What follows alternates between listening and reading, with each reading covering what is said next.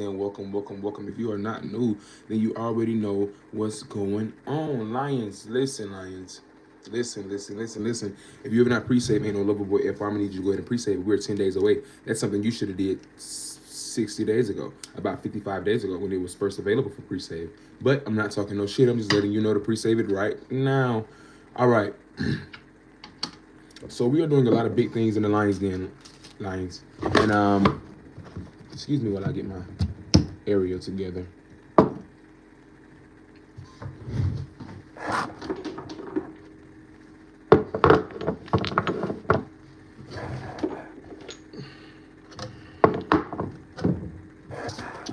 Oh shit. All right. And we are here live in the Lions Den, 10 days away from the release of Ain't No Lover Boy FR. And like I said, if you have not pre-saved it already, you need to go ahead and pre-save. This is the time to support or deport your ass right on up out of here. Support or deport your ass right on up out of here. All right? So that is that, Lions. Lions, so listen, I talked to y'all about some stuff that, y'all know everything that's been going on in my family for the past, well, hell, really my whole life, but everything I told y'all as far as, the mental hospital and all that good jazz like that. And the accusations I told y'all that were made, me being on drugs, me being on, doing salacious acts. And I previewed that for chapter 6 of y'all for the book, Ain't No Lover Boy FR book, which is dropping with the Ain't No Lover Boy FR song in 10 days, all right? And you would know that already. You should know that already, Lion. If you're new to the Lions, then you don't know. So, now you do know. All right? But listen, I'm sitting here thinking, and I'm like, because, one thing about it, when something happens to you, you're not going to just forget. You know what I mean? When something happens to you, give me 1 second, Lions.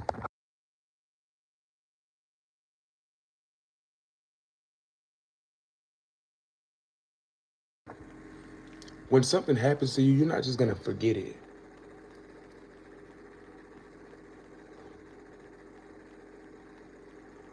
All right? So the fact that they went to that judge, and told that judge I was mentally insane, I was, doing salacious acts and all that other stuff they said, y'all, I'm sitting here thinking today, I said, I don't even smoke cigarettes. What in the hell would give them hoes the impression that I do any other drugs other than marijuana? That tells me, that lets me know, y'all, my mother and my father, they went up there on some devious ass shit. They went up there to be devious. They went up there to do that evil ass shit because they had in their penny ass, narcissistic, big back brains that because I didn't fuck with them, something had to be wrong with me.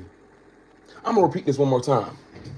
I don't even smoke cigarettes. So what in the hell would make y'all think that I do anything other than marijuana? See, the problem is a lot of people, when you cut off access to them, y'all, some people, they break their neck to be back in your energy. Some people can't take it when you cut them off. But listen, for my story, my case, the same people who tried to make me feel like I wasn't shit, I wasn't on nothing, are the same people when I cut them off, now they relying on my energy. Now they want me to backtrack. No. And listen, it boils down to energy because that's what it is at the end of the day. Wake up. The small stuff that you feel when you're around people, that's energy. That's energy. If you walk in a room and something feels off, that's energy. So when I say shit like, I feel like people feel like it's because of my tone or nature. Sometimes when I come on here, I'm trying to teach y'all to be some spiritual goop. This is me. I'm a singer, songwriter, actor, author. I just happen to be spiritual. It's energy. What y'all talking about? So yeah, like people, they want your energy. And by energy, I mean like if you are dealing with people and you just all of a sudden cut them off for your best interest, they may text you a little bit extras. You know how some people, they breadcrumb you with a little bit and just to reel you back in, that type of stuff right there. Y'all know what I'm talking about. If you don't know, wake up, you will find out. My whole life has been like this, so it just is what it is. But for them to go around, for them to tell that judge that, and tell certain people not to help me, it really, it's like they wanted them to be my backbone. They wanted to try to like minimalize everything around me and the people who would help me. So at the end of the day, I would have to come back to them. I ain't been back since. I never was there, but I ain't been back since. See, the people don't understand this, and I know my parents probably gonna try to make it seem another type of way, but I raised myself. Mama mean as hell, stepdaddy mean as hell. That real father was on drugs and he wasn't in my life. I raised myself. They didn't teach me nothing. Growing up, and I'm sorry, we was talked to like pigs in a slop house. We was called big, fat, big back, sloppy. We ain't shit. We grew up to my parents talking to us like this. Telling me, shut the fuck up. My opinion doesn't matter. I'm never going to be, all that different type of shit. So for those same people to feel as though when they lied to that judge 5 days before my 24th birthday this year, after all the abuse I've endured my whole life, and I ain't gonna even lie and sit up here and tell y'all like I was getting beat up. I was not getting beat on. My brother, they really was putting their hands more so on my brother. It was more so physical and verbal for me. If they thought out of everything I've been through my whole life with them, and then them lying to that judge, really just to control me, to come back to them, was gonna work, oh, you definitely cut off now. If cut off had to be spelled out again, I would spell it for you twice. You're cut off. And you know, a lot of times in people's family, they try to make it seem like, well, that's your mom, that's your, I don't give a damn. I tell y'all that all the time, Lions. Just because of the level I'm on, it don't mean nothing. A lot of people feel as though you should be like, well, that's your mom, so you need to deal with it. My grandmother tells me that, you know, her mama didn't love her, blah, blah, blah. So I said, Nana, that's you. You dealt with a woman who didn't love you. I'm not finna love on nobody who ain't treating me correctly. Especially if it's supposed to be my mother. And I guarantee you, like, it was days when I was a little boy, shit was good and shit was fine. But as I got older, that bitch got evil. Excuse my French, she got evil. She got evil and she started treating me very, very, very bad. You know, when different things like sexuality, what you like to do, all the different stuff get into play, they get to tweaking. They get to tweaking. But all in all, like I told y'all, they can never say it was because of me. It was never because of me. It's because of this whole ideology of the son they wanted me to become. I didn't become. Whole time, y'all, the son and the person that people wanted me to become where I'm from, those people, what they wanted me to become was so much lower and subpar than who I truly actually am and where I'm actually going. People try to put boxes on you. People try to put limits on you. When you're born, people automatically, especially your family or your people close to you, they automatically try to say they know who you're going to become based off family pretense. I'm one of those people, I shook the game up. They've never seen nobody to amass what I've amassed. They've never seen nobody to do what I do. They've never seen nobody to say, I'm gonna do what I gotta do to chase my dreams and still succeed. They wanted me to give up. They wanted me to have to come back home, you know, and live on the couch and do this and do that. And I didn't. I had a tenacity. Listen, when your parents are your ops, are your biggest ops, you learn to face the world head on. You ain't worried about these people out here. I'm not worried about them at all. When the people closest to you have betrayed you, you don't even give a damn about the stuff in the outside and all that because you've seen the close to the close. And it's not play, it's real. Another thing, some people, and it fucks it up, excuse my French, for people like me, but some people get on here and they fake, like they've been through the most, don't nobody deal with them whole time, they're narcissistic, they ain't put in the work, and they just full of fucking shit. And by my tone of voice and by my nature, I come off like one of those, but I've been through some shit. I just wear it with a brash. I make it look easy. I make it look very easy.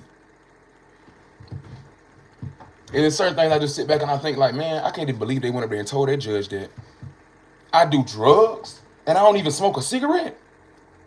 I'm baffled. And a lot of times, sometimes y'all misconstrue personality with crackhead. Baby, this is character, personality, charisma, energy. This ain't no damn crack. Crack is whack, and I smoke top shelf weed. I don't know nothing about all that. I don't know nothing about all that. And then the crazy thing is this, y'all. Somebody in my family had the nerve to say, well, you know, you and Whitney Houston have the same birthday. Bitch, what the fuck does that mean? I mean, excuse my French. Don't play on Whitney top and don't play on my top. I'm a whole different breed. It's like even then, I just thought back, they was playing in my damn face. Y'all, they was playing in my damn face when they said that.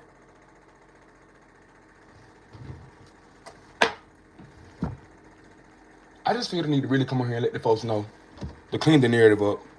Because it's people from, you know, people from who are supporting me now, people from my hometown. I know y'all listening. I know everybody, because I know, don't let them hoes tell y'all a lie. My mom and stepfather did not do right by me. All right? They didn't. Don't let them tell you no lies. If they did their best, I was just unruling. I didn't even talk back growing up. I was scared of them. So miss me with it. Don't lie. And that's another thing. People, because of my and how I can be, sometimes people try to play that on like as their defense. Look at him. Look at him. He's angry. Whole time you done poked and poked and poked and poked. And when I respond to that, I'm the bad guy. I be the bad guy. But this time, and a lot of people say that. A lot of people say stuff like that, you know, and they just be fluffing. It's real shit. Now I will be the bad guy. Now people do poke me. I'm not playing. People do be poking me. People do sit back and do little stuff for a response from me, and then when I give it to him, look at him. He's nothing but an angry black man. He's nothing but an angry black man. Look at him. His dad was in his life. He has issues, all different type of shit. People will do certain stuff just to bring it back up in your face. And because of my level of celebrity and because of my level of status, hoes try to play with me even more so. You know, even more so like that. And it's very much the people in the street love Mason Jyree. The family weird. My family's weird. Family's weird. Let me drink some water. Oh, y'all, hold up.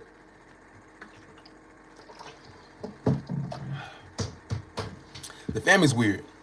You know, and people, I guess we've heard this whole ideology of you want me to be the bad guy, I'll be the bad guy so many times. Y'all ain't seen it like Mason Jyree. Because I don't just get sloppy, I get strategic. You know, a lot of people feel as though, he just responds. He doesn't think before he's responds. I think. I very much so think. And I'm only bringing up what people think because these aren't people actively in my circle now. The people in my circle now, we good. These are people who I once used to deal with and who propelled me into becoming this version of myself that I am. Which is the version that's going to stick, which is the version that ain't playing with nobody. All right? So, I know my mother watches me. You know, I gave y'all a preview of my, you know, the Ain't No Lover Boy FR book, and I told y'all that, you know, in the book I said about 2 to 3 years ago, maybe 4 years ago, my mama, I was doing a play for her at her church, and she told me to put a little bit more. This is right when I lost a bunch of weight. She was like, you know, just put a little bit more big in your step. Girl, what the hell? A little bit more big in my step. It's just a lot of certain stuff. Y'all just got to really get into the Ain't No Lover Boy FR book because they're going to try to sit up and say they did the best they could do being a parent as my career flourishes, and I was just so ungrateful. If I'm so ungrateful, why am I so blessed? If I'm such a bad person, why am I so blessed? And the people that I was sitting around, they are back there and I'm up here. People wanted to create and still try to create. And listen, the more I succeed, the more their narrative of who they try to paint me as, the more that gets canceled out. So it don't even really matter. People wanted to paint, and a lot of people, the majority of those people wanted to paint me out this way because honestly, they wanted to do what I was doing. They wanted to have the main, like, and I'm not even being cocky. I naturally walk in a room and have main character energy. I don't have to do too much. I could look like a bum and people still naturally gravitate towards me. That's the difference between me and somebody who just does it to get the attention. People who do things to get attention, they don't like people like me who naturally get it. And it's like, for a long time, I used to, like, you know, contain myself, whether it be family or friends, and try to not get that attention. Now I don't get, now it's unavoidable. I can't contain myself. I shine too bright. And it's like, how dare y'all lie? How dare, drug, crack, what? I don't even smoke cigarettes. Like, what the hell? Like, oh my gosh. And I'm still dealing with that. I'm still getting medical bills and stuff like that. They think I'm not going to take their ass to court. We're going to court. If I had a gavel, I would. But I ain't going to do you like that today. Yeah, we still going to court. It's the Ain't No Lover Boy FR era. Meaning those who have done wrong by me, we are on your ass. Me and the Lions, we on your ass. We coming, we hot, and we spicy. Y'all know, like those, like that, I can't think of it. Let me get some water, hold up.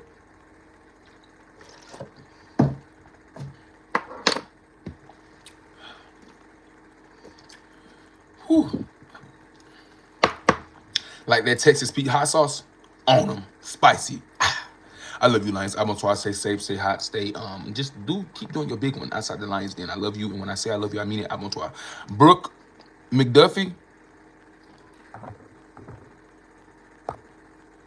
and Summer.